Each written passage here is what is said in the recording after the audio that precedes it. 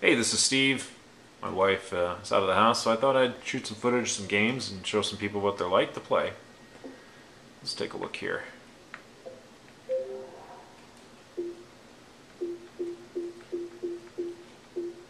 How about Cthulhu Saves the World?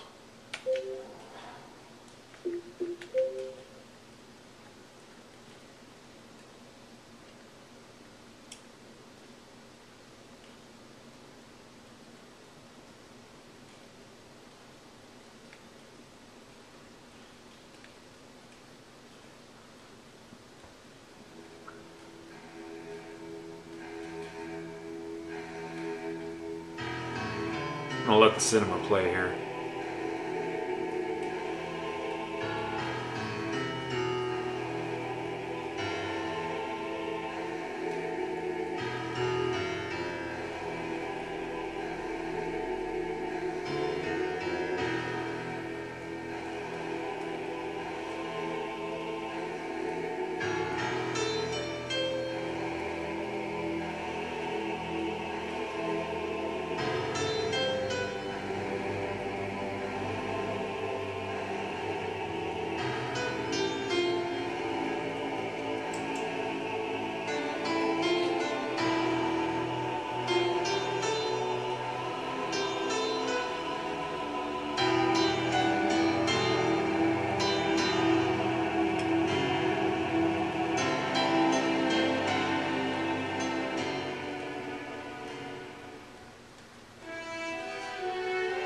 Alright, if you can probably tell from the graphics so far, if you were a fan of the old Nintendo and Super Nintendo role-playing games, you're going to be a fan of this.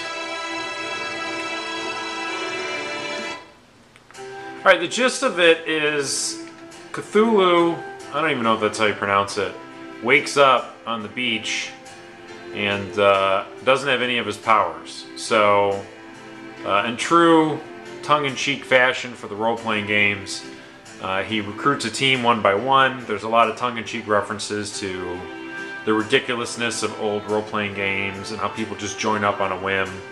But it has a lot of fun with that and with the storyline. So if you played the old Dragon Warrior games, a lot of that stuff, you'll enjoy this game. One of the nice features is you'll notice in the upper right hand corner there's a battles left. Every area you get to, the counter will have a number to it, and every time you defeat the series of enemies, that number will go down, and when it gets to 0, you'll no longer encounter enemies in that area. So let's take a look at what the battle's like. I've got Cthulhu, Umi, Sharp, and October in my my party right now. So we'll take a look. Everybody's got attack, technical skills, magic, potion, unite. You can team up with some other characters, protect, which is like defense, and that's about it. There's a couple other special things for some people, but honestly it's been a while, so I can't remember what everything does. So let's take a look. Some of these are single enemy attacks, some are multiple enemy attacks. Let's go with tentacles.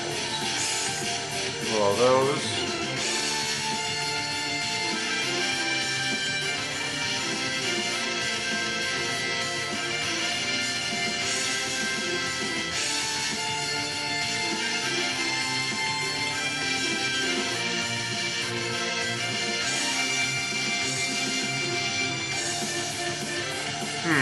Alright, as you'll notice on the right there's a combo meter. As you do attacks, that goes up, and there will be a couple, you'll see it says combo finisher for death blow. That power number will go up as your combo gauge goes higher, so you can finish off a combo with certain attacks and do insane amounts of damage. Alright, choosing any technical attacks. Music's pretty good too, as you can tell.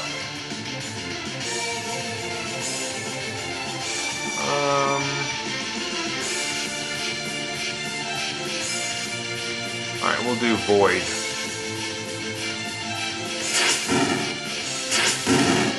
All that for 2 attacks and I killed everybody. Big waste of time. Okay, now you see the battles left went down to 98. So I could wander around here and get this down to 0, and I won't attack enemies anymore, or I won't encounter enemies anymore. One of the cool things, it may sound annoying, but if you are in a dungeon, you know, everybody hates running into enemies in dungeons. So eventually, after you kill a couple, so you can see here, I've cleared all the enemies, so there's none left. So I could wander around here as much as I want. And that's kind of cool if you go back into a dungeon to get, like, treasures you missed. Once you get it down to 0, you can run around as much as you want. Now you might think, oh, well, what if I want to encounter enemies and build up levels? They thought of that. So if you go down here and you can see on the menu on the left, go down to Fight, you can automatically trigger an attack. So you never really run out of people to fight. You can just get rid of the tediousness that some dungeons and areas would present you otherwise. If you're a big fan of the role-playing games from the 80s and 90s, from the Nintendo and Super Nintendo and the Genesis and TurboGrafx, you'll appreciate this game. It's cheap, it's very well done. There's a lot of fun references. The game is very well written. It's just good stuff. So if you want to support independent game design, you should check this out. I don't think you'll be let down.